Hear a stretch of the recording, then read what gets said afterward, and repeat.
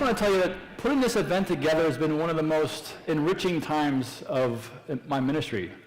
I have come with a very simplistic view of veterans, and as a result of talking to veteran after veteran, and some of you are in this room, my vision of what a veteran can be and looks like has become so much more expanded as a result of those conversations. So thank you for each one of you who sat with me and talked with me.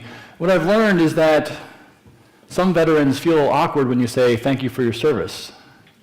But then another one has been dying to hear that since they came back from the war. Some were in the thick of the battle, and they thought it was nothing, just another day in the office. And the next person felt like they weren't in the thick of the battle, and so they'd rather not talk about their story. And as you look around the room, there's all kinds of stories in this room. And yet they need to tell them. And as civilians, what I've discovered is that there's a great gap between veterans and civilians. And so often, civilians were content to let that gap persist. So tonight is actually trying to accomplish two goals. The first one is to tell our veterans that we do in fact honor them, that we're grateful for them. But the second one is actually to decrease that gap for us civilians. And so it's also for civilians to learn how to better honor our veterans. And so tonight's got that twin goal in mind. And part of what we're going to do is now listen to 4 different veterans tell their story, to tell what was it like, and hopefully get a better picture again for ourselves of what it looks like to be a veteran. We're going to work historically tonight. We're going to begin with World War II and then end with something more recent in Afghanistan. And I'm going to welcome up right now Bob Buckler. Bob, why don't you go ahead and come on up?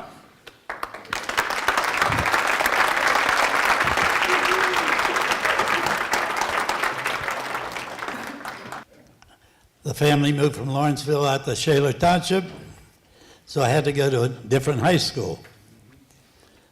I went there 2 months and joined the Army. And then how did you get trained? Pardon? Tell us about your training in the Army. Well, or in the Air Force. First thing, when you volunteered, you could pick the part of the service you wanted to be in. So I picked the Air Force. And they sent me up to Atlantic City for my basic training, and they gave us a big story about becoming a gunner on an airplane. They said, you go to 6 weeks of gunnery school, you come out a sergeant. Well, I said, boy, I have cousins in there, been there for a couple of years, it's still privates.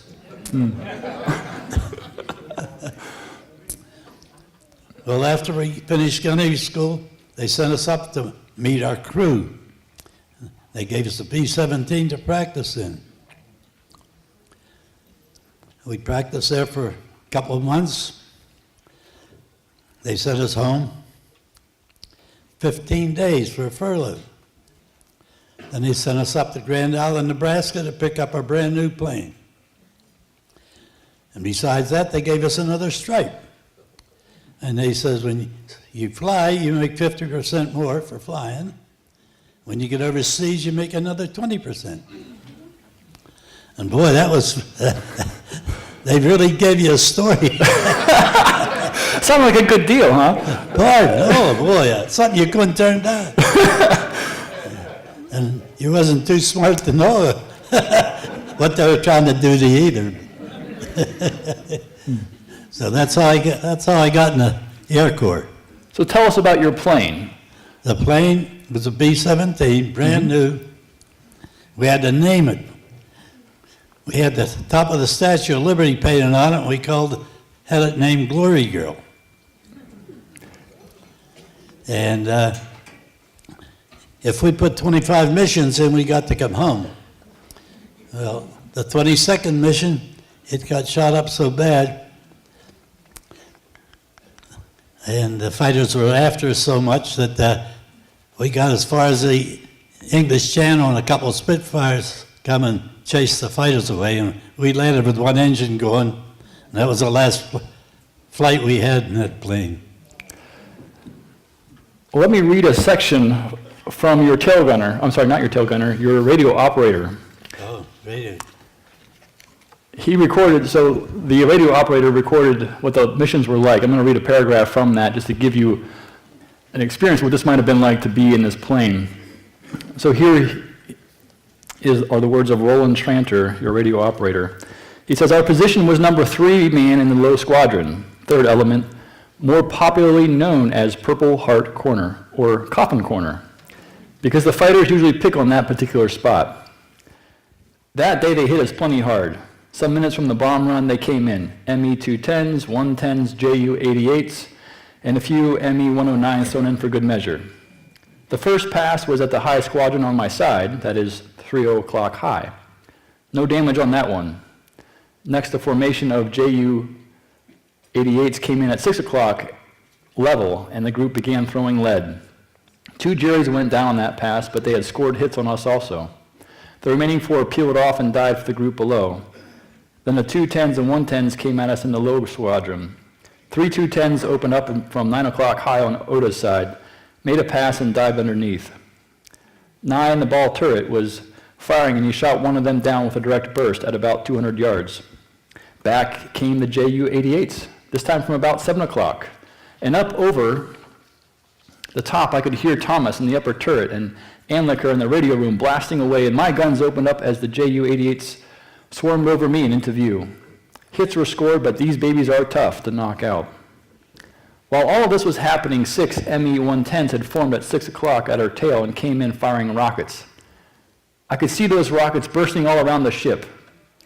How they ever missed us completely was a miracle, as they were after us in earnest. Buckler, the tail gunner, was there waiting, and when he pressed the trigger, there was one less Jerry. They made one more pass before going after the group directly behind. Sounds like it was a pretty tough place to be. You do a good job. What was that? So you flew 22 missions in the first plane, and to give folks an idea, where were you bombing initially? We were bombing a airplane engine factory in Poland. It was the longest mission we ever had to make. Most missions were on 10 hours. This was a 13-hour mission. We had 2 bomb bays. One bomb bay was full of bombs. The other one had a huge gasoline tank in it. And in order to get there was just a couple of groups of us flying, bombing that day. The main bomb group was supposed to be bombing down the bottom of Germany, and they were supposed to draw all the firefighter down there. But anyway, we flew up over Norway, over the Baltic Sea, and down into Poland. As we were coming away from the factory that we were bombing, we lost an engine, and we were still able to keep up with the group, but then we start losing gas so bad, the pilot says we might be able to make it to the North Sea and land in the water, maybe get picked up. More than a half hour after that, he was talking to the navigator. They says, we better head for Sweden. We'll never make it to the North Sea. So we left the bomb group. 2 German fighters picked on us. And the bombardier says, hey, there's clouds below us. Hit those clouds. So we went down, we hit the clouds. We lost the fighters. Then that wasn't long after that, the navigator says, well, we better get down in the clouds to see where the hell we are. So we got down, he seen land. He says, head for the land. We didn't know whether we were heading for Sweden or Denmark. So anyway, we landed in Sweden. We were surrounded by by an army, and they couldn't speak English, we couldn't speak Swedish. So after a while, a couple officers come up in a vehicle. One of them could speak English. And I tried to tell him that we had 11 machine guns on that plane. They were all loaded. And the the Swedish soldiers were running around in the plane and out of the plane, and I tried to tell them they touch the trigger, they're going to be shooting each other. So they got the army out of the plane, and we were allowed to go in and disarm the guns. So after we get done that, they says, okay, the first thing you have to do is take a shower. They didn't want us bringing any diseases into the country, so we all have these big heavy flying jackets and things on. We start taking our jackets off, and then we had to take our shoulder holsters off because we all were carrying 45s. And there we were, all these Irish, and they never searched us. Well, there was a guard at the front door and a guard in the back door, and they started hollering. So the bathhouse got filled up with soldiers again. Then they took our gun. We were hanging them up on the clothes rack, and they took our guns away. Well, the next morning, our military attaché came down and took us to a large department store in Stockholm. We had to he says we were allowed to buy $300 worth of clothes. But he says you got to buy suitcases too to carry the clothes in. Well, after we got civilian clothes, they took us for breakfast, and then they put us on a train ride up into the mountains by a huge lake to a big summer and winter resort. And they put us on the train, and they gave us a Swedish pilot who could understand English, so he helped us get up there. We got off the train, and they told us that there'd be some other Americans there that went up there before us. They'll meet you at the train and carry your stuff over to the hotel, which we did, and we trained with some of these fellows in the States. In the meantime, they're telling us what a great place this hotel is. You had private rooms, and you had maid service, and go to dinner at night, you had to put a shirt and a tie and a suit coat on. After playing dinner, they had an orchestra there, played music while you were eating dinner. And after that, you had a game room where they furnished coffee and desserts. Then they started playing dancing music.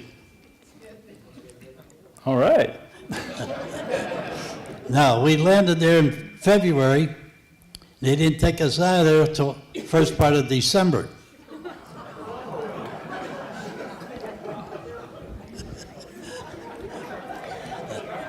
And it seemed like a lot of the wealthy women would send their daughters up to meet the Americans.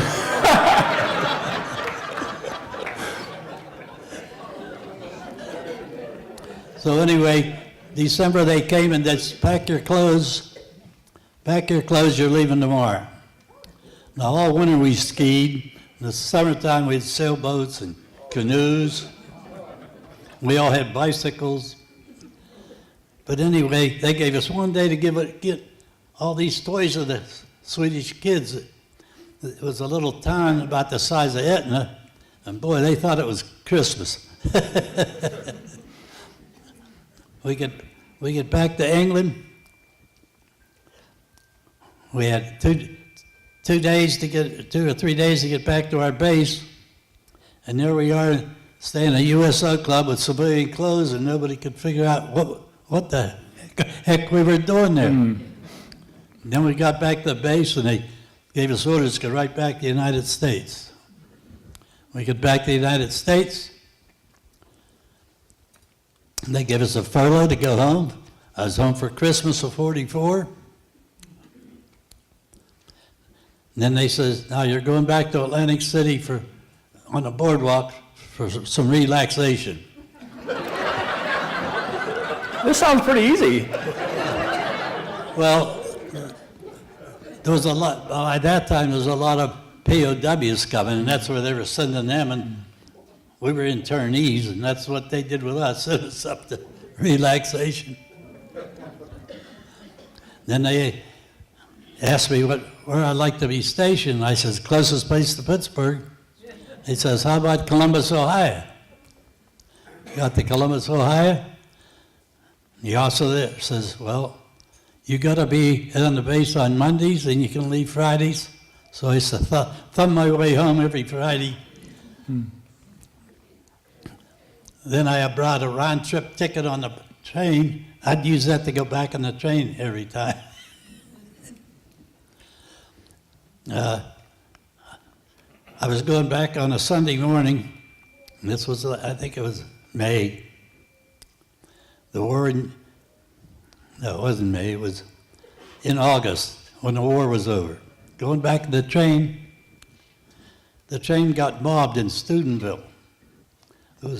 They couldn't move the train, there was so many people. And boy, were they treating us nice. And why was that?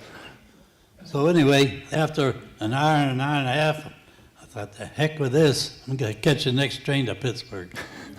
So I caught the next train back to Pittsburgh. I didn't get home till the next day. You got in town, everybody was treating you. So that was my experience. So they celebrated you quite well when the war was over. Well, they treated us quite well. I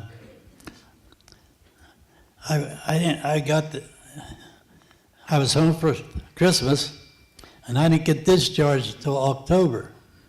So everybody picked me up when I was thumbing. Nobody seemed to pass you up. You was in uniform. So I was home so often. Come August, I got married.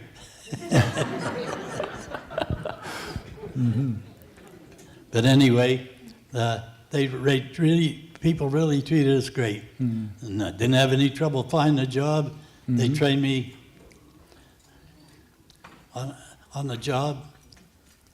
And I get more thanks lately than I did when I first come home, though. Wow. It's surprising how many. Of course, I wear a hat that has World War II on it, and you got to be in your 90s, you know. Yeah, you have to be pretty old. You do. So, but anyway, I was treated quite well. Now, in case people think that you had it easy, there was a 10% casualty rate for the planes during the bombing runs, and you went on the 23, correct? Right. Yeah, so he made it through the lottery quite a bit to make it through to finally get. Now, explain to the audience, why couldn't you leave Sweden right away? Pardon? Tell them why you couldn't leave Sweden right away. Because we landed in Sweden. Sweden was a neutral country. And if you landed in Sweden, you had to stay there till the war was over. There was two things we were not allowed to do in Sweden. We wasn't allowed to take a job away from a Swede, and you wasn't allowed to escape. You had to stay there.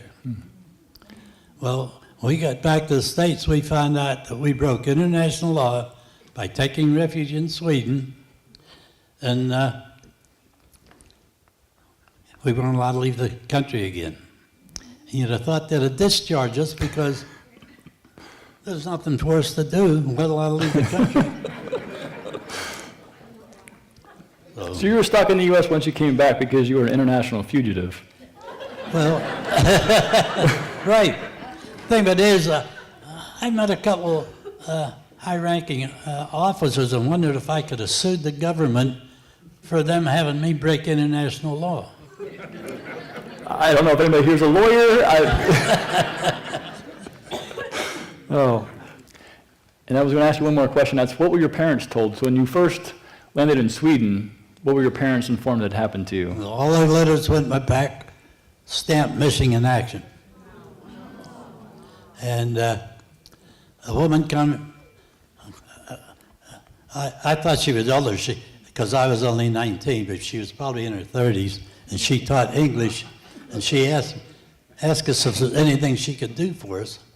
And we were just there a couple of days, and I asked if she could send a letter to the States, and she said she could. So I had her write a letter to my home, telling them she met me, everything, and I was having a good time. Of Sounds like you were. That doesn't sound like that was a lie. But she acted like I was a relative, and she wrote to the family. So they knew where I was before she got letters back saying missing in action. So that helped them a lot too, the family. I'm sure they would like to know Yeah. that you had made it through. Well, while we are grateful for your service to our country and you've defended our freedom, we're grateful for you. And thank you for sharing your story with us tonight. We appreciate that very much.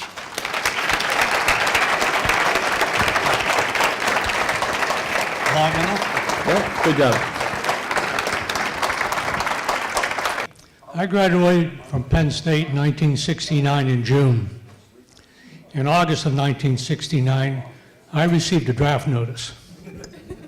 In September of 1969, I was told to report for a physical. On November 4th of 1969, I was inducted into the U.S. Army. It just happened that quick, and it was not unusual. Most young men at that time who were not married, who did not have children, were reporting for duty. So I was not alone. You remember those dates very precisely. You remember all those dates very precisely, I see. I read up on it. Yeah. So what kind of training did you receive, and where were you ultimately assigned as far as your role in the Army? Well, they had a lot of different classifications for employment in the Army. And because of my education, my background, and some abilities I had, I was offered the opportunity to go to basic training. I wasn't offered. I was told I'm going to basic training at Fort Dix, New Jersey. This was in November. And Fort Dix, New Jersey is no place to be in the winter. The freaking weather was terrible. It was either snowing or mud or frozen mud. I don't think I saw the sun for 9 or 10 or 12 weeks I was there. But I did well in basic training. I had no problems with basic training. I was sort of an outdoor type of guy. So I succeeded there. And then it was in January of '70, I reported to Fort Sill, Oklahoma for artillery training. I was in a group that was instructed on how to calculate fire missions in the artillery. So I spent my advanced training in Fort Sill, Oklahoma, got a short leave after that. That was the end of March. We had orders to report to the airport to fly out to San Francisco in April, the middle of April 1970. That was on April 14th that I landed in San Francisco. Went to the fort there. And there were thousands of new recruits out there at the time. Because if you recall, or if you know, typically you served a 12-month tour of duty when you were sent overseas. So for every troop that came back, another troop had to go over to fill a role. So we just were in a quay out there, and we waited. I was probably there 4 or 5 days before my name come up. I was handed my orders in the morning to go stand in line. So there's a plane load of us out there standing in line. Said, okay, pick up your bag. We're going to the airport. We got a flight lined up for you. Well, when you get that order, right at the top, Department of Defense, discharge from this station, next assignment station, next duty station, U.S. Army, Vietnam. Well, that's when it really strikes you. You know, there's no other option for you. You're going. So we boarded the plane, flew to Hawaii to refuel. Landed in Hawaii at midnight. Was not allowed out of the plane. Sat on the runway for 4 hours. Plane refuels, takes off. Next thing I know, I'm in Long Binh, South Vietnam. We had our jungle fatigues on when we mounted the plane, so we were ready to go. So there's another holding station over there, because depending on what your specialty is, they had to wait for the need in the field to place you. So I'm out there, and this was near the ocean. It was pretty nice. There were palm trees, big buildings. It was quiet. Well, that didn't last long. After about 6 days at this location, I'm assigned to 2nd Battalion, 17th Field Artillery Regiment. This is located in the central highlands of South Vietnam. South Vietnam is divided into 4 operating groups for the military purposes. There was 1 Corps, 2 Corps, 3rd Corps, 4th Corps in the south, down the Delta. I was assigned to 2 Corps, Central Highlands. I can't see the names of the cities. Reported up there. This is 1st of May, 70. Was at a rather large facility. Wasn't bad, had hot meals. We were guarding, protecting a runway up there, and some 1st Cav units that were based out of there. 1st Cavalry. They fly in helicopters. Don't have horses anymore. Was there only about 2 weeks, middle of May. Our president at the time, Richard Nixon, says, "It's okay for you guys to go into Cambodia." We didn't hear him say that. We didn't even know where they were taking us. One night they come in and said, "Load up, we're flying you out to another fire base." So we get on a helicopter and they lift these guns up, artillery pieces, and we're in the air for maybe an hour and look down and didn't see much down there.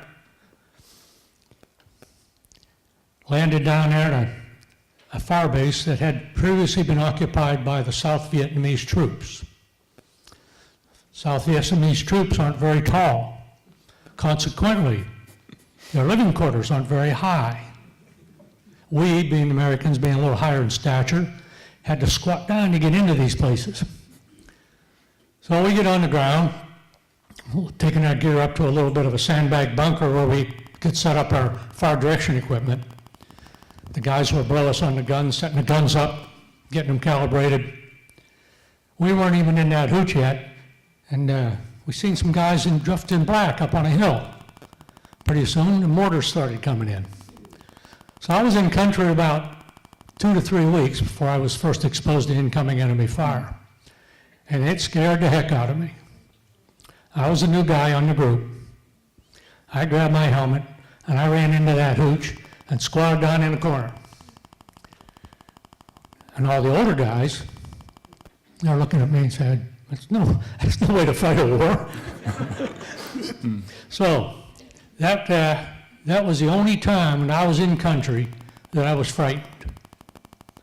After that, after those guys straightened me out, told me what I needed to do, I was on board. Because you're not going to defeat the enemy by sitting there hiding into their helmet. So that was an experience. So tell us about life in that fire base. What were the conditions like? We had a fire base, typically a battalion has 6 armored pieces, 6 cannons, and for this mission, we took 2 with us and left 4 of them back at the main base. So we had 2 guns and had about 6 of us in the fire direction control center. Everybody in fire direction control had a secret security clearance because we were working with some information pertaining to the friendly locations that was rather sensitive. So we would set up, calculate fire missions, and shoot on demand. We were protecting troops on the ground, and our range with these pieces was only about 6 miles. So anything that we were engaged in was within 6 miles of us. We weren't too far out there. The conditions were not real good. I had better Boy Scout experiences in a tent than we had there. We had no mess hall. We had no latrines. We had no showers. We ate long-range patrol rations for a long time. Didn't mind eating them. I still don't mind eating about anything my wife will cook. That's another story. That'll be at the end. You might have to repair that later. We had rats in this hooch. I call it a hooch all the time. Everybody that's been there calls it a hooch. It's a sandbag bunker. You fill a lot of cloth bags with sand, you stack them up, you put some steel over top, and then you put more sandbags on top of that. That's your hotel. You got a cot inside. You got a sleeping bag. Got maybe one change of clothes. If we want to take a shower, well, we didn't have a shower. If you want to get cleaned up, we'd get 4 in a Jeep at a time. Go down the river. 2 guys would stand up guard duty on the riverbank with M16s. The other 2 would get naked and get in the river. Then you'd switch out. Did that about once a week. Didn't want to take any more chances than you had to. Like I said, no kitchen facilities. We ate long-range patrol rations. We learned to cook using C4 plastic explosive, if you know what that is. That's what you use to arm Claymore mines. But you could take a piece of C4 plastic explosive about the size of a sugar cube and light it with a match, and it would burn really hot. So you'd put your meal ready to eat in a can of water, hold it over the C4, had a hot meal. No problem. We had all the food we wanted. Didn't have any beer. Didn't have too much clean water. You had to put pills in it. You did have some rats, though, if I recall. I told you about the rats. Yes, I remember about the rats. We had rats in the hooch. Well, we didn't have any rat traps. We didn't have any poison. We figured, well, we'll shoot them. Well, we had M16s, right? We learned if you pulled the bullet out of the end of the cartridge and burned it into a bar of soap, you had a soap wad in there at the end of your bullet. And you could shoot those inside, and it wouldn't do a lot of damage. And it sure as heck would kill a rat. So we were shooting M16s inside. Didn't everybody? So that was quite an interesting experience. I was there for some time.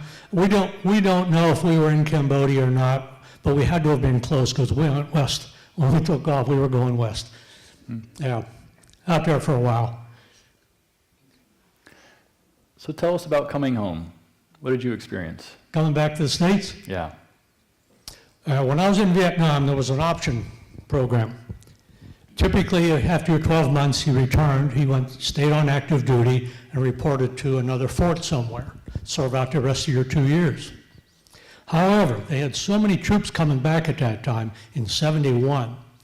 They extended an offer that if you extended your tour of duty to the day when you returned, you had less than 150 days to serve in your 2-year tour, you were discharged. Well, at that point in time, things were winding down some. I was used to the situation. Yeah, I'm going to extend. I extended my tour, and on June 7th, 1971, I flew out of the Republic of South Vietnam. Landed in Fort Lewis, Washington the same day, something to do with the timeline, international dateline. June 7th, I get off the plane in Fort Lewis, Washington, get in line. We processed out on the night of June 7th and the morning of June 8th. June 8th, I was discharged from the Army. It was that fast. It was a production line. Put me on an airplane in Fort Lewis, Washington. Man, I was glad to get on that plane. I'm going home. Landed in Pittsburgh late on the 8th. Late. No problems at the airport. There was no hostility that I observed. It was quiet. Nobody talked to you. But made it home from there. Got back to Orchard Avenue, down there off Mount Royal Boulevard. Moved back into my home. Didn't know what I was going to do with the rest of my life. 2 days later, I'm walking up the street, sitting on the neighbor's porch. Mrs. Plunkett says, there comes a car down the street. Well, young lady gets out of the car. Her boyfriend dropped her off. She goes in her house, parents' house. Mrs. Plunkett says, you ought to meet that young lady. I said, what's her name? She said, her name's Janet Sauer. I said, thank you. I got up, walked across the street, knocked on the door. I said, my name's Jack Buckler. I'm here to meet your daughter. Janet Sauer sits with us here tonight. She's the one that deserves the applause. 45 years last Saturday.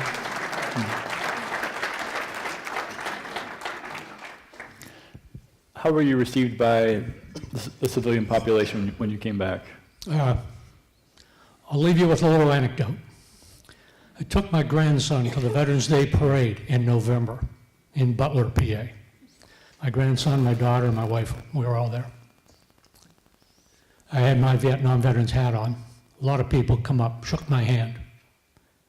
When I returned from Vietnam, nobody wanted to shake my hand.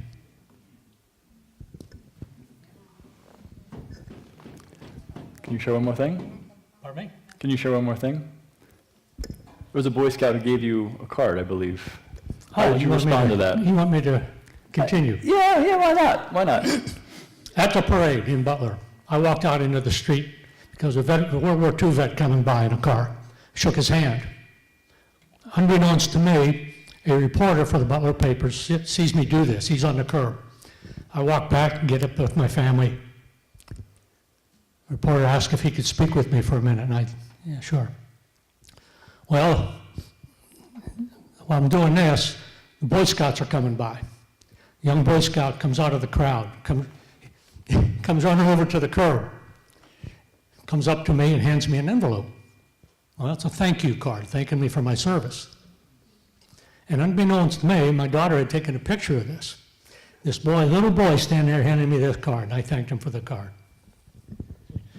So I wanted to thank this young man in some way, and I knew that I couldn't ask for his name and address.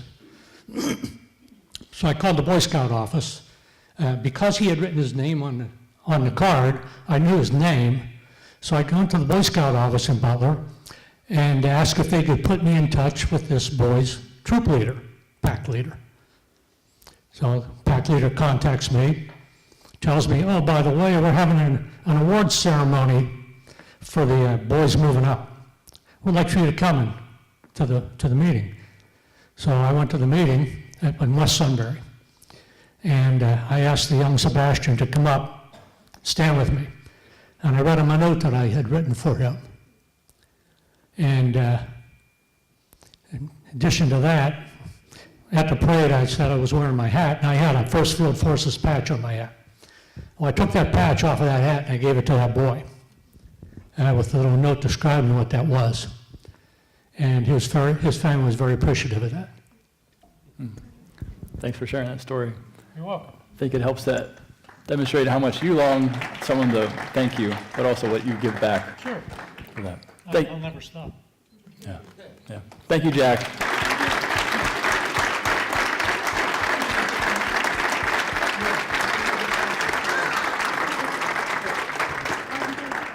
All right, well, it's an honor to introduce the next speaker. His peers might know him as Lieutenant Colonel Sismore, but I know him as Uncle Rich. So my Uncle Rich was in the Air Force for 32 and a half years, and that took him all over the world. So although I didn't get to see him or my aunt or my cousins as much, it was really neat having an uncle in the Air Force, and he'd send my brother and sister and I some cool paraphernalia and photos of his plane and things like that. So it was great to keep in touch in that way, and I'm excited and honored to introduce him. So help me welcome Uncle Rich. Help me Lieutenant Colonel Richard Sismore.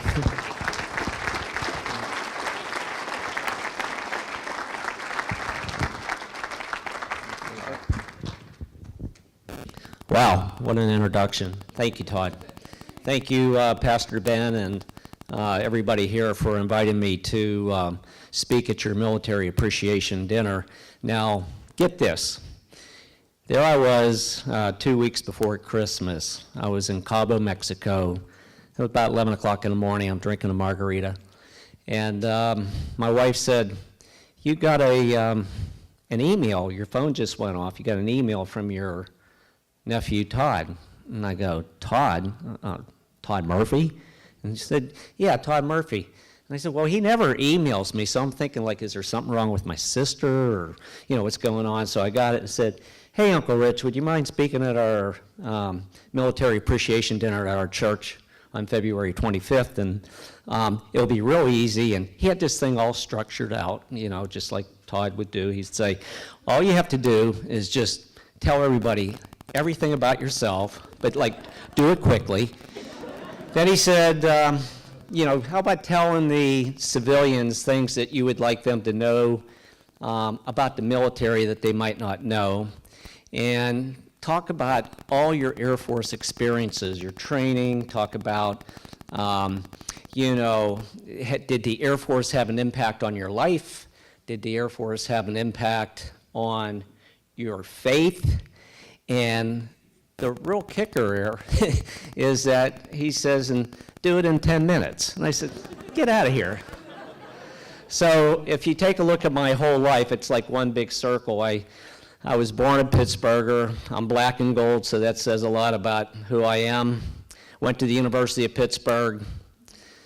Went he had that wrong, not 32, it was 23 years in the Air Force. And went through that, had 11 years with General Electric, my second career, and then was able to retire at 57 years old, and 35 years later returned back to Pittsburgh. So we'll give it a shot here. So the early years of my life, just want to say that I was fortunate to be born into a family that believed in faith, family, and the love of country. And so when I first went thinking about going to the university, I was going to study to be a doctor, and so what happened? There was an overwhelming combination that military was in my blood. I had a father, a grandfather, 6 uncles that were always telling me stories about the military, and then my overwhelming desire to fly airplanes. It was easy, so instead of studying pre-med college, I went and I studied mathematics, and I had 4 years of Air Force ROTC. And as was stated by the previous speaker, 1970, in the 70s, was not a very popular time for the military because of the Vietnam War. And I know I had to wear a military uniform once a week on campus to go to drill practice. And I'll tell you what, that was sort of like maybe today wearing a Donald Trump t-shirt and going to a DNC rally. It just didn't go over too well. So thank God, because of my faith, my convictions, and wanting to serve my country, that won out. And I'm so happy to see that we're appreciating the military today, and especially like this occasion here. So I look at my Air Force career. I went in as a second lieutenant, 21 years old. I left Pitt. And 23 and a half years later, I retired as a lieutenant colonel. But I did so much in between, it'd be so difficult to even talk about it here tonight, but it was all exciting, exhilarating stuff and things that I did that I shouldn't even be alive today.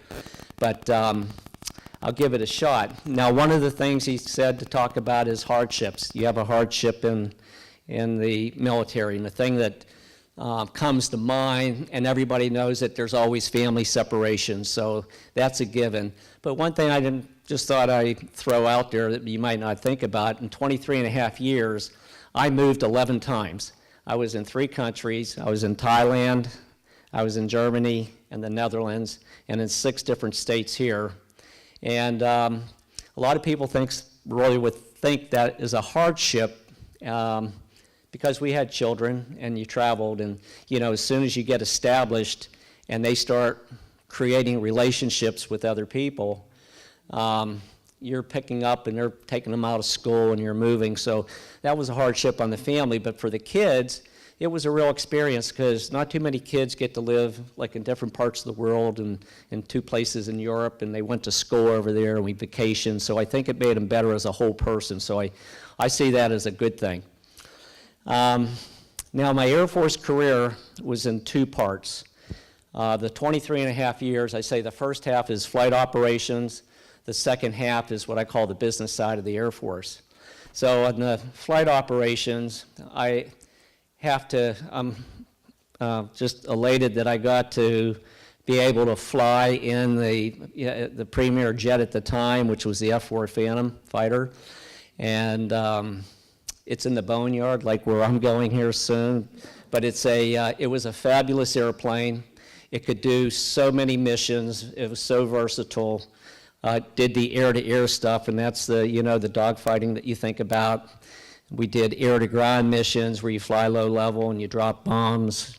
I was a tactical nuclear certified fighter, if you want to say that, but we practiced going into other countries or scenarios like that in the Cold War situation. So very versatile. And then we did a lot of other missions that supported those missions. We did air refueling missions day and night, in the weather, over the ocean, going anywhere in the world. So with that all being said, I really don't have much combat time. I was like in between, and the closest thing that I got, the Vietnam War was over, and I was over in Accra, Thailand. I was a lieutenant. And at that time, it was President Ford, and there was an incident that I was involved in. The Cambodians, they got a little quirky, and we had a U.S.-American merchant ship that was going toward their territory, and they captured the crew. It was the USS Mayaguez, and it was a small island off of Cambodia. It was called Koh Tang Island, and that's where they had the crew that they captured on that island. And our job was to come in there to do what was called CAP, Fly Combat Air Patrol, and provide firepower. So if the little boats, the gunboats that the Cambodians had were trying to get back and forth, we'd roll in and tell them, we don't want you doing that. So they got the message, and so we stayed there until the Navy came in and the Marines. They came in, and make a long story short, the crew was rescued, and that was all tied up. So that was my closeness to any type of combat. Now, Todd did say, talk about something that, a key thing that happened in your life in the Air Force that may have impacted your life overall. I had one major event in the Air Force. So, August 28th, 1978, I'm flying back into Salt Lake City commercially. I was on a business trip. Business trip in the military, for you that don't know, is called temporary duty, or TDY. And I'm flying back into Salt Lake City. It was in the evening, and driving back home up to Ogden, Utah. I was stationed at Hill Air Force Base. And I just bought myself a nice little home against the mountains close to the ski resorts. And I got home, dropped my bags, got in, I flipped the switch on in the house, and I turned the TV on. It was time for the 10 o'clock news. And the first thing I heard was Hill Air Force Base loses another fighter jet on a low-level mission, and 2 people are killed, 2 crewmen were killed. And I go, oh no, I gotta call my flight commander. So I call up and I said, hey Don, this is Chucky. And when you flew airplanes, you always had a nickname. I said, please, I pray that this is not in our squadron. And he says, Chucky, I got bad news for you. Not only is it in our squadron, it was in our flight, which is a smaller part of the squadron. So the particular individual I'm going to talk about is Lieutenant Mark Allen Fellows. He was the crew member that was killed, and he was recently out of the Air Force Academy, 2 years. He was young, probably about 24, 25 years old. So now I'm going to leave that and go about 2,800 miles away to a small town south of Buffalo, New York. It's 2 o'clock in the morning. The doorbell rings, and there's a full bird colonel standing there and a priest. And inside the house, Mary Ellen Fellows, the wife of Mark, comes walking down the steps, and she had just given birth to Kelly, their daughter, about 4 months earlier. And so she opens the door, and she instantly starts screaming and goes into shock as she's being told that her husband was killed. Now I'm going to bring you back to Utah. So now back in Utah, I happen to be the first person in the squadron the next morning, and the operations officer, who's the number 2 guy in the squadron, says, hey, Chucky, we need somebody to be a court summary officer. And I said, court summary officer? What's that? You know, I had no clue. Well, basically what it is, real short, is that you're relieved of all of your duties, your flight duties, your secondary ground duties, and you're full-time for the deceased family to support them. So you personal belongings, packing up their furniture, recovery of the body, the go-between the accident investigation and the family, setting up the funeral. In this case, it was at the Air Force Academy, and Mary and her father and the family were out there. So just like he said, it took about 30 days, got it all tied up and sent her back to New York, and thought I'd never see Mary again. So I said at the beginning of all this, now why was this the biggest impact on your life? Well, if you knew me at the time, I was in my middle 20s, or no, I'm lying, I'm about 27.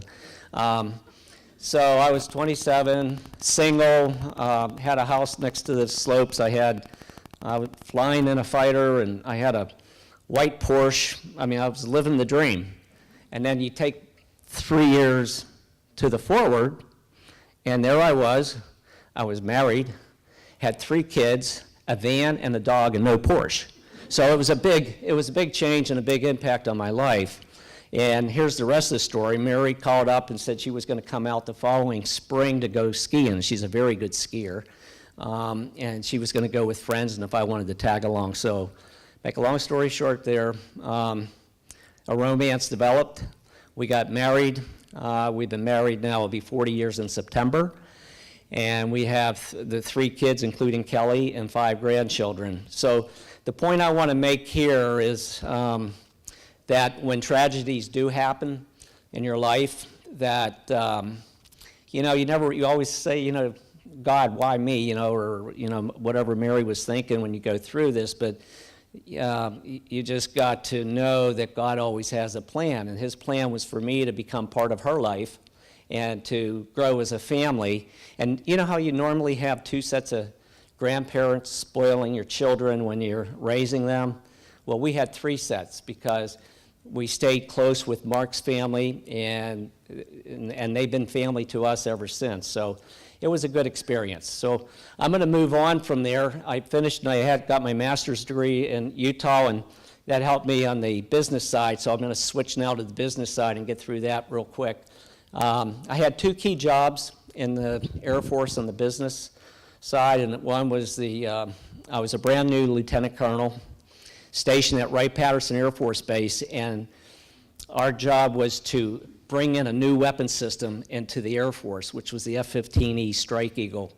And our division was responsible for integrating new avionics, software, weapons, the engines, and I had a team of captains and lieutenants that were program managers, and really good. We oversaw multi-million-dollar contracts with the civilian industries, Pratt & Whitney, GE, McDonnell Douglas, and just to name a few. But the thing that was kind of neat about it, I thought at the time, is because if you think back when you're a child and you're 7 years old, you're building a model airplane, put it together. Well, we were actually putting together a new airplane, and we were getting paid to do it. It was just really terrific, so I thought that was a lot of fun. And then my final assignment in the Air Force, it was a special duty assignment, and I was assigned to the U.S. Embassy in the Netherlands. That was interesting from the standpoint, I knew every day when I went to work in the Air Force that I wore a uniform or a flight suit, and I was being farmed out of I was still in the Air Force, but now I'm working for the Department of State, and I had to learn to tie it like a civilian tie, go to work with a coat on, and I did that for 3 years. But before I went over there, I had to learn to speak and write Dutch, and that's really difficult at 40 years old. I went to the Language Institute. That was one reason why I wasn't in combat, because at that time in 1991 or 90, that was when Desert Storm was going on, Desert Storm 1, and I was there on Monterey Beach, laying on the beach with suntan lotion, studying my Dutch.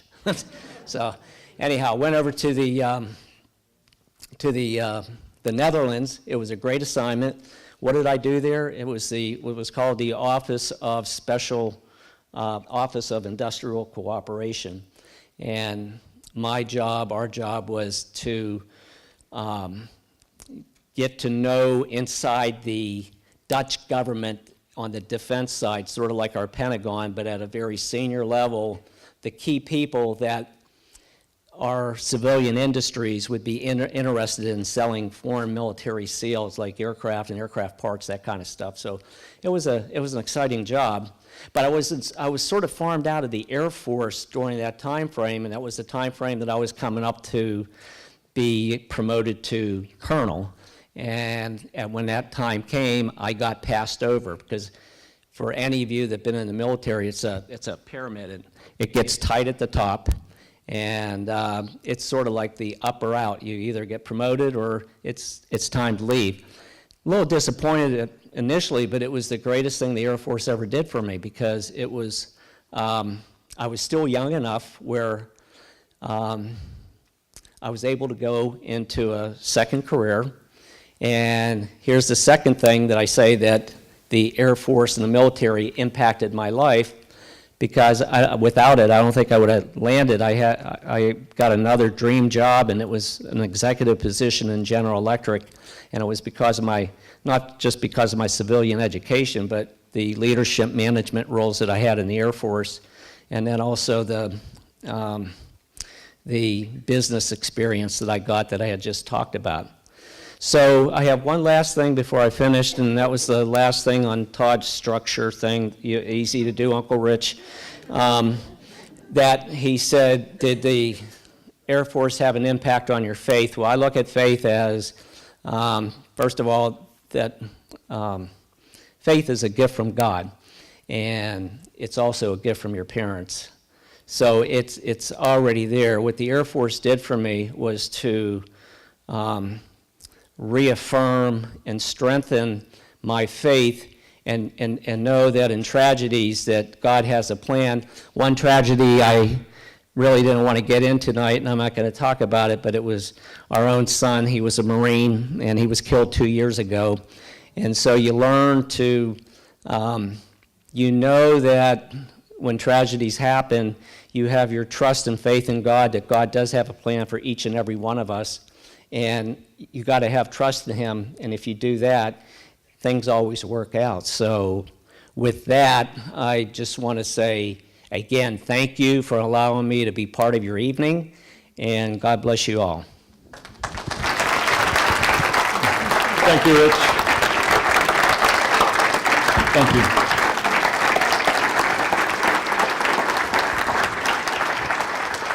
I joined the military. I did ROTC at California State University, California, PA. 1978, I went to Fort Knox, Kentucky. Anybody ever been to Fort Knox? Okay, you know Agony and Heartbreak Hills, right? Ran those a few times? Oh, all too well. Oh, yeah, okay. So I say I went through basic training twice, because I decided not to go through with the military after that experience. But got my bachelor's degree, Cal State, and then decided to enlist.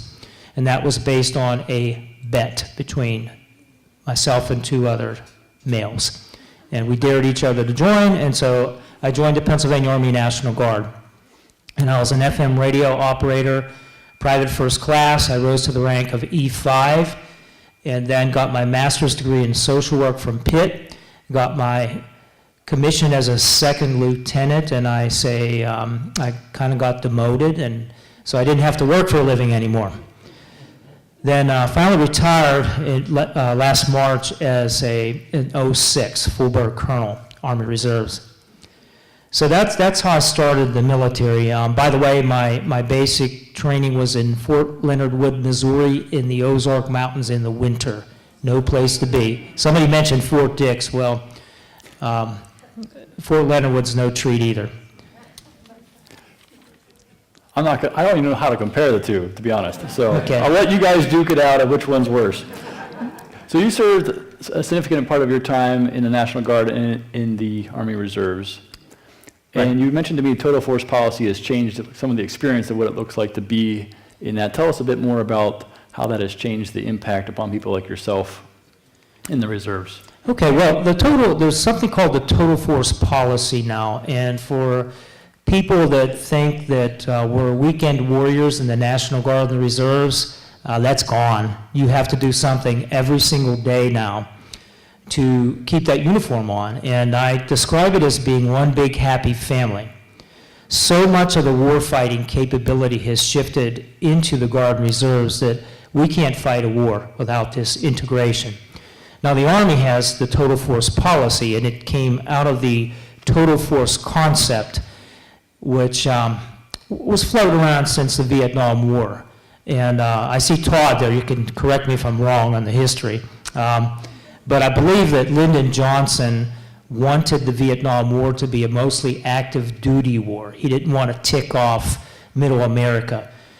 But as time wore on, the needs for the Guard Reserves to become more active and integrated with the active duty just grew and grew and grew, and then they figured out, well, it's cheaper to have people that you don't pay 365, 24/7.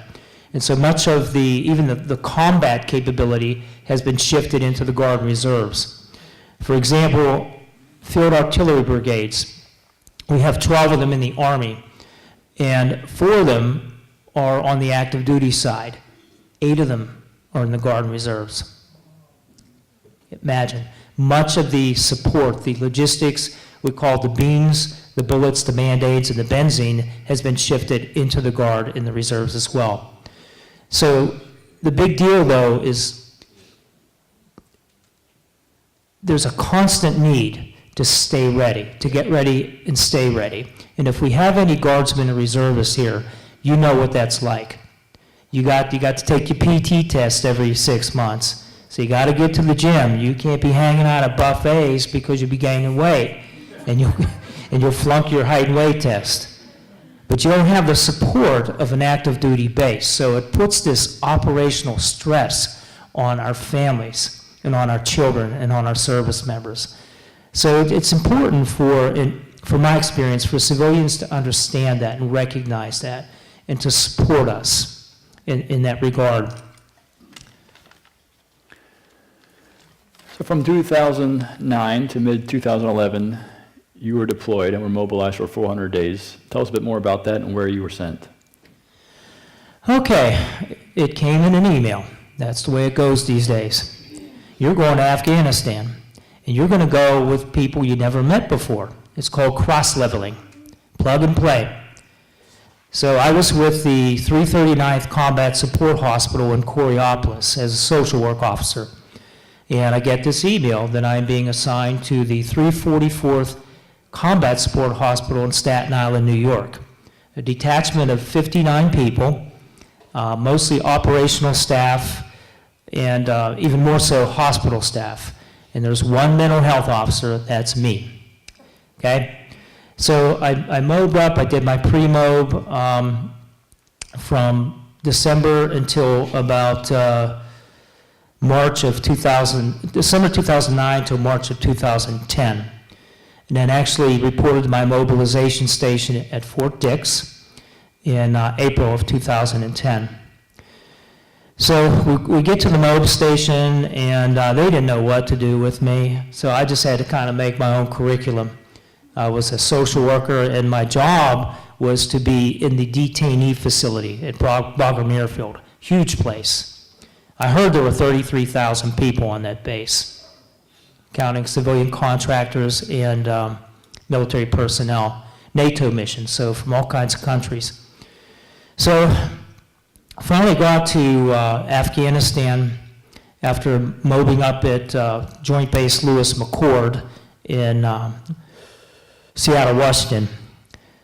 And I was there in country for a week. I went out to stay at the place where the detainee facility was, and was informed by a colleague of mine that my services were not needed in that prison. So I thought, oh man, I'm in Afghanistan, I got laid off. I don't have a job, now what?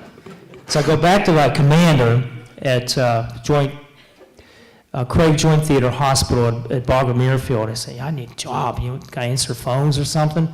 And he walked me down the hallway, and there was an Air Force Combat and Operational Stress Control Unit there. So they let me hang out with them for a week or two, and then they said, oh, we got a place for you. You're going to Forward Operating Base Gardez, almost 8,000 feet up in the mountains by the Pakistan border.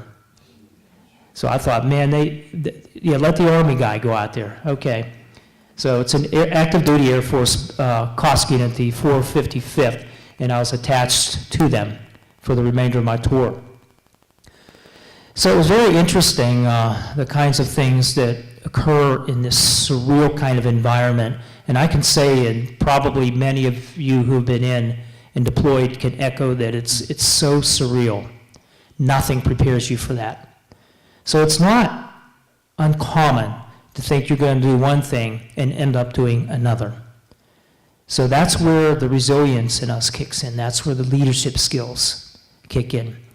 Because I can tell you, when the person I was replacing did that 40-yard dash to that bird, as we call him, that helicopter, THLZ, and took off, and I was left by myself pretty much to cover a whole province the size of the state of Delaware. It was like, okay, what do I do now? Okay? Now, just if I could, a couple of stories. Okay. Now, one of the things I did, my job over there was to keep them in the fight mentally, to prevent people from being evacuated, to prevent people from decompensating to the point where they could not function and perform their mission. So I traveled to where they were, and I relied heavily on partnerships. And I remember partnering heavily with a chaplain from the 101st, Chaplain Elkowitz. He was on the same FOB as me. And we would battle buddy up and trade off situations. And if he had something that was kind of over his head, he thought was more mental health related, he would walk that person over to my bee hut, and I would see that person, and likewise for me. And one day this guy comes up, this soldier comes up, and he's riding in a John Deere Gator. It's kind of how we got around on the FOB. He pulls up and he says, hey sir, can you help me start a Wiccan chapter on the FOB? And I thought, no, but I'm going to take you for a walk. And I did. So we walked over to Chaplain, and I said, Chaplain, this one's yours. I'm sure you appreciated that. Another one, I was on another FOB, Forward Operating Base, Chimcani, making my rounds. And by the way, I got there any way I could. I was a hitchhiker because I didn't have a vehicle. I didn't have anything, and you can't travel around by yourself anyway. So I was in a lot of convoys and had a lot of helicopter rides and all kinds of different aircraft. But took a helicopter ride to Chimcani, and the platoon leader there, he wanted me to teach a class on stress reduction. I said, okay, you give me a quarterback for my fantasy football team, and you're on. And he did. It was Phil Rivers, and it worked out really well. But during the class, I didn't have a class prepared, so I'm kind of making it up. And one of the things that I did was I tried to normalize reactions. So if you're stressed out, you can't sleep, you have racing thoughts, I try to make a person understand that, yeah, you're supposed to feel like that. It's if you don't feel like that, then we got to talk. But during the class, I made a reference to an analogy. And I said to these young soldiers, I said, what are you supposed to feel like in Afghanistan, in the middle of a combat zone? Tiny Tim tiptoeing through the tulips, and I got blank stares. Anybody remember Tiny Tim? Okay, so I had to back up on that one. They absolutely did not get that. There's so much to tell, though. You know, a year in country, a 400-day MOB. It's way too much to cover. A lot of little mini engagements and micro engagements. But what I can say is the brotherhood and the sisterhood is incredible. And when we get back here and we lose that, it's like a death. It feels really bad. And that's one of our biggest challenges, if not the biggest challenge. That's not to say PTSD, homelessness, substance abuse, job challenges, that's all very real. I diagnose people and treat people with those kind of challenges. But I'm here to tell you my experience that disconnect from the American public is incredible. One psychologist refers to it as soul-crushing isolation. Soul-crushing isolation. And in fact, I'm thinking one of the reasons we created VFWs and Legions. Why? To try to recreate that camaraderie. Try to recreate it. Because it just is incredible. And by the way, sorry, I am rambling. You're going where we're going to take you. Okay. You're fine. We're going there, all right. The whole idea of basic training, and I like to think of the military experience as a journey with a lot of chapters in it. And if you just focus on deployment or combat, you're missing some of the chapters in the book. And we wouldn't pick up a novel and just read a few chapters because you miss the whole story. But in basic training, the whole idea is to make us understand the value of human relationships. Because you have to, because in a combat zone, you have to be prepared to give your life for that person next to you. And some of the ways they do it is, one, collective punishment, right? If one person screws up, what happens? Everybody gets it, right? And we're thrust together and thrown together in all these challenging situations. And that's where you learn the value of that person next to you. You learn to climb that obstacle course together and to help each other. You learn to go through that confidence course together and to help each other and to value each other. And everybody in here will have their story that's served. You will have your basic training story. And I often ask people, and I'll pick on the Army, do any of you who were enlisted not remember anything about one of your drill sergeants, one or more of them? They make an impression, don't they? Oh, yeah. I remember the opening speech for mine, but I can't repeat it in here. We're at church. Thank you, I think. Okay. All right. What else? So you've talked about this sense of lacking a relationship when they come back. And I want you to develop a little bit more. What can civilians do if veterans coming back feel this lack of relationship when they come back into the civilian population? Okay, now it's really great to get care packages. We love care packages. We love thank you for your service. It's so much better than the Vietnam vet, Scott. So much better. But you have to go past that. Go past it. Pull us into civilian society.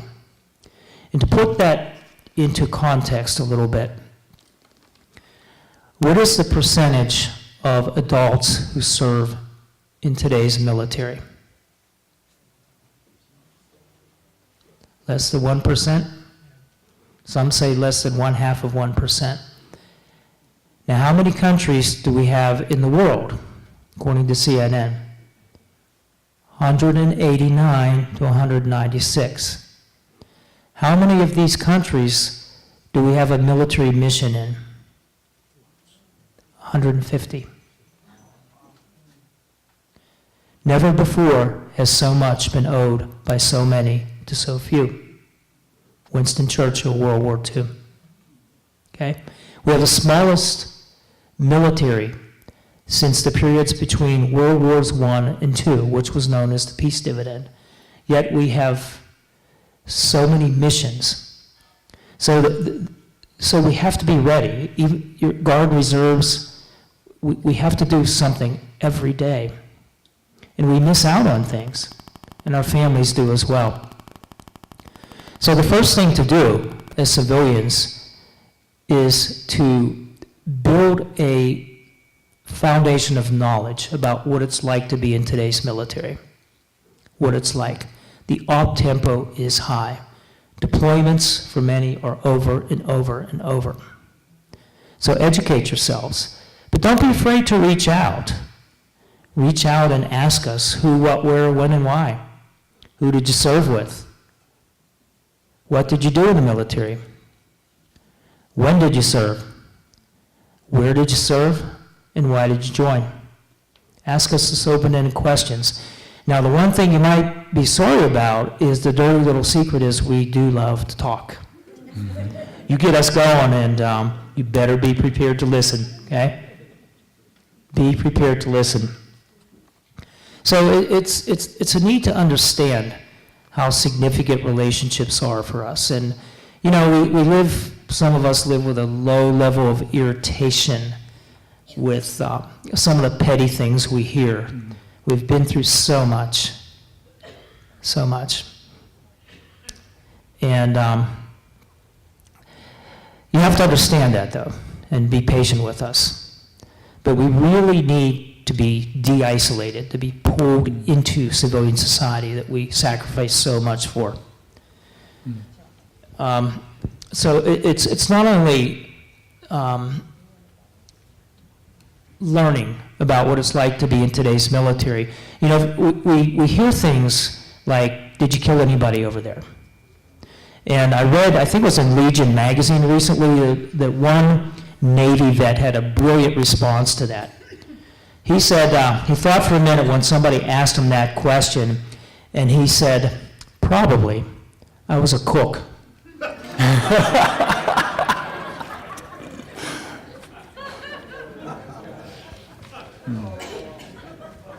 Is Navy food that bad?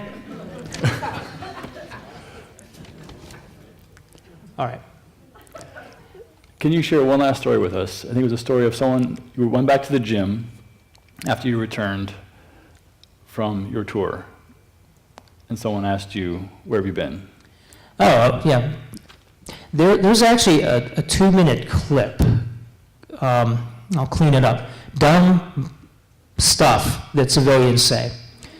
Now, my little story, and we all have those kind of stories, and that's not to pick on civilians. People don't know. They don't know what they don't know. They want to ask the right thing. They want us to be supportive, and they are trying. But I go back, I'm home less than a week. I go back to my gym, Club 1 in Fox Chapel. That's where I work out. And a lady comes up to me and she says, I haven't seen you for a while. Where have you been?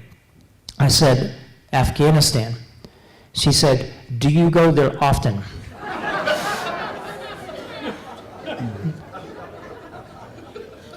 Yeah, I booked cruises there. And so there's a lot we can do as civilians to educate ourselves. Just things we shouldn't be saying and things we should be asking about. And I think you've given me a call, and actually part of what I've learned from Tom is that North Park Church, part of our mission is to connect with each other. But what I've seen is that oftentimes the military, they've connected so deeply over their common mission, and yet they often have a deeper connection than what we can offer here in the church. And so I think there's a call here for our church as well. Can we offer the depth of relationship that they're longing for? So I think I leave you with that charge. Can we be a place where we know each other that well? So thank you, Tom. Thank you for your work. We are appreciative of you.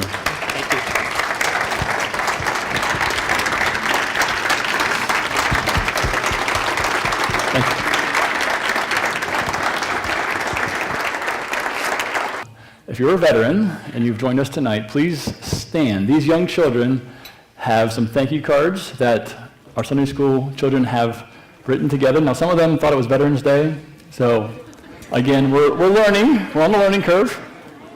But if you could stand up, they want to bring you a thank you from each one of these kids. So kids, as you get them, go ahead. Yep.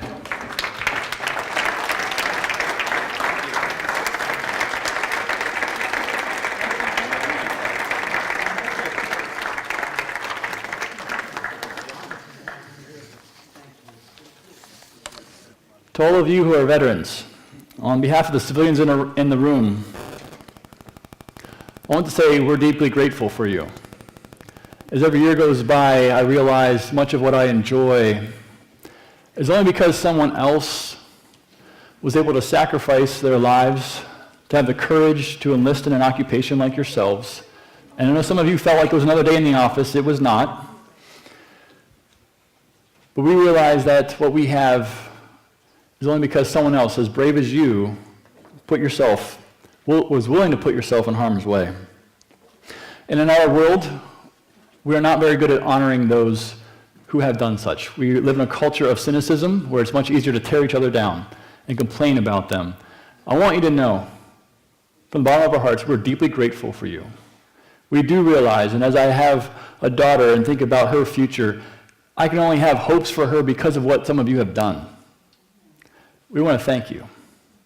So as an audience, let's give them another round of applause. Just say thank you for everything that you have done to give us our freedom. Yeah, go ahead and stand up. Thank you.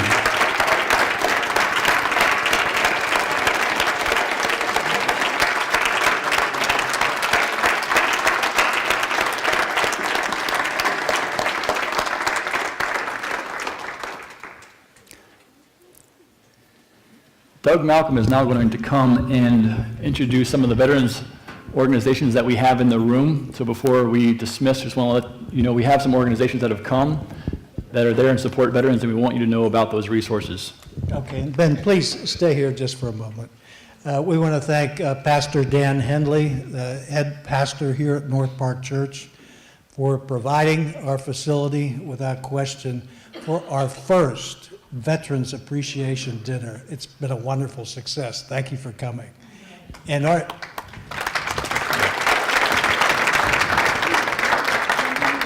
as many of you realize, particularly the veterans that RSVP'd to our invitation, Pastor Ben Burkholder was our team lead on this whole project. Ben, thank you. Yeah, my pleasure. It really was.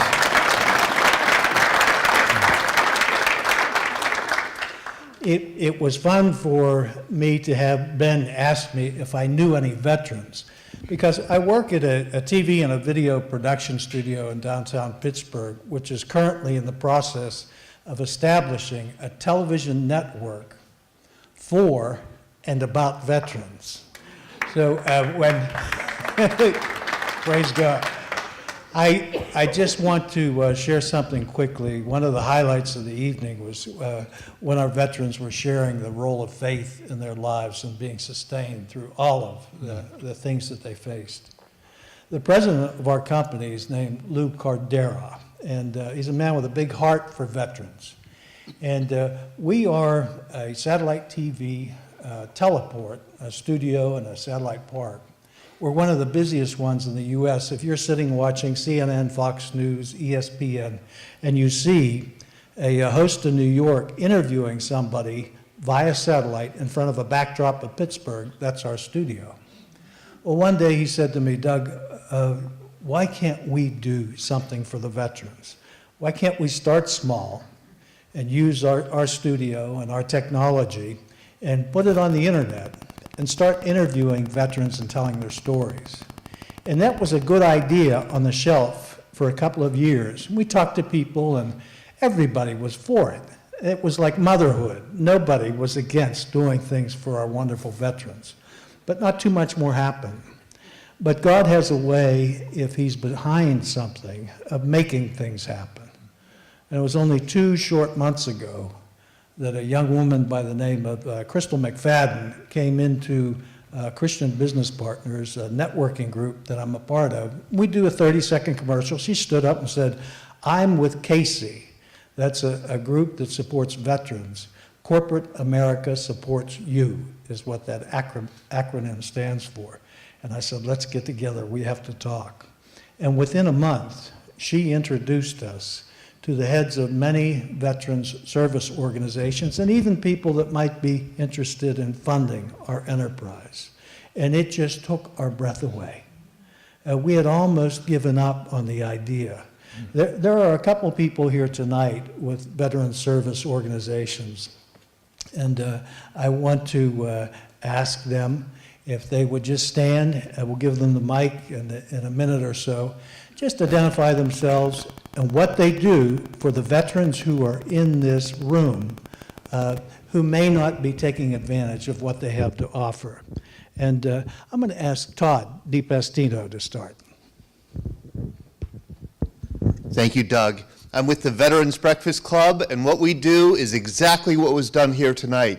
We hold veteran storytelling programs, all open to the public, to encourage civilians like me to kind of get to know what life in the armed services is like. We have events, about 65 of them a year, all throughout Western Pennsylvania. Our spring schedule is here.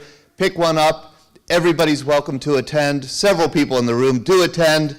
And Ben, I just have to say, you did such a wonderful job tonight. This was so perfectly done, it makes me a little nervous that he's going to put me out of a job.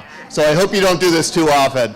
But everybody's welcome to come, and it's absolutely wonderful what you hear. The oldest veteran to share a story at one of our events was 103. The youngest was 23. We have everything in between. So please do join us if you can. Thank you, Doug.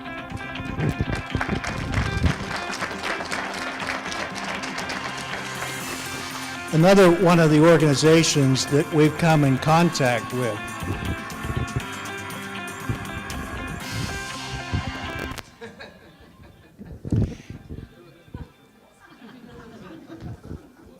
Another organization we'd like you to know about is called Let's Talk. And a young woman was in the back of the room for most of our evening tonight and just had to leave. Diane Richard is what we call in our business an on-camera talent.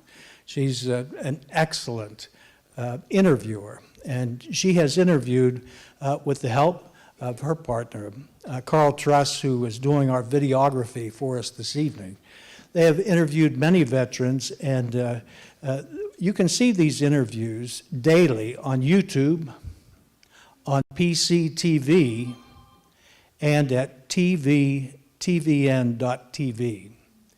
If you are a veteran who would like to be interviewed in a private setting and have an opportunity to be edited, do retakes, and just take your time, there's nobody better in the Pittsburgh area to do that work than Carl and Diane.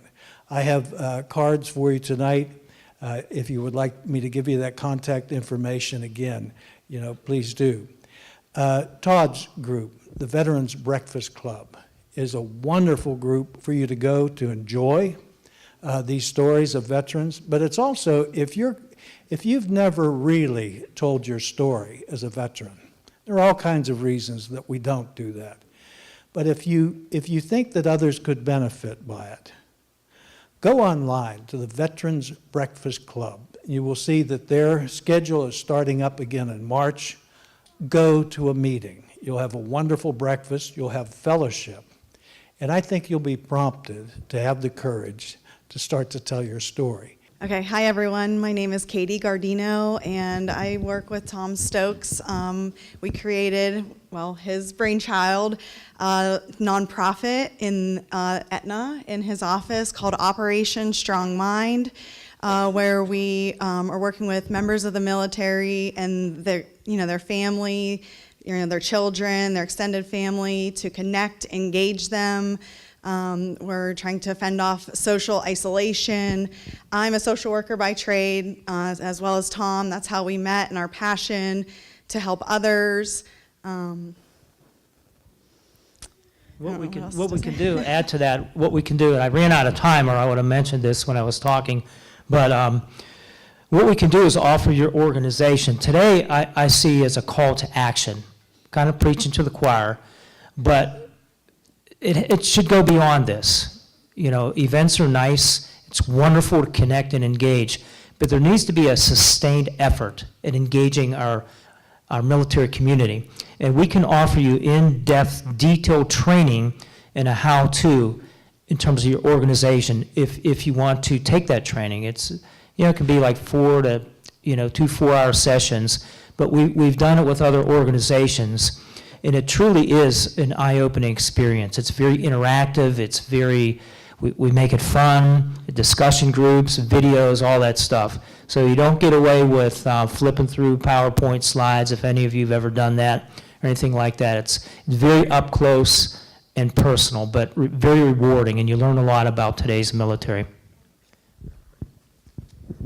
One more thing, we do formal counseling too, formal therapeutic intervention for people that are really having some challenging struggles, and that's veterans, family members, girlfriends, boyfriends, extended family.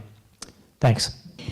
I have a feeling you're all saying, if this lady would just be fast and get to the point, we could get home quickly. So I'll try to do that. I am an ex-military spouse. Please forgive me, my voice is a little raspy tonight. My husband is now deceased, but he was an Air Force pilot, and we spent some time after he trained in jets to then be trained in helicopters. He flew the Huey and went over. This was during the Vietnam era. Now, what you don't know is my present job is now as the owner of a executive search and staffing firm right down here near the Ross Park Mall. And I'd like to connect those two very quickly for you and explain what our mission is with the military. My ex-husband took me kicking and screaming into the Air Force after we graduated from college. He was in ROTC. And that was the era when everybody was saying, heck no, we won't go, although they never said heck. But that was the era where no one really wanted to be in the military, and I certainly didn't see any value in it. Within, I'm going to say, 4 months of joining the Air Force, and by the way, they sent us to a spot known only to God in the Air Force. That was Minot, North Dakota. And so it was not, that just reaffirmed the fact that I thought this was a big mistake. But within 4 months, I was stunned at the commitment. The military is not perfect, and it's made of many different personalities, but the commitment of people when they came together with the dedication to protect our country, to see them run out of all over the base and jump into what was then a B-52 to take off on a bombing mission where they did not know if they were ever coming back, changed me forever. So when we left, I made up my mind that I would try to help in some way the people who had helped our country in so many ways. We will, I left some flyers over there. We do executive search and staffing. Doesn't mean we're miracle workers, but we will absolutely dedicate ourselves to helping with no charge at all to anyone who is ex-military or a military spouse.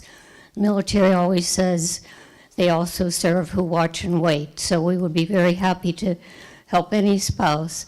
We're nearby. We do the full broad range from entry level to executives, and it doesn't cost anything. We will help rewrite resumes.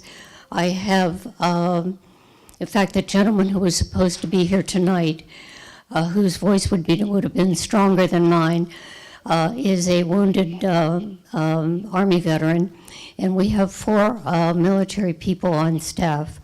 So please, I left some cards for our front desk and also some flyers over there. If we can help, all I can say is it would be an honor. And thank you for this event tonight. I had no idea it was going to be this meaningful. So thanks a lot.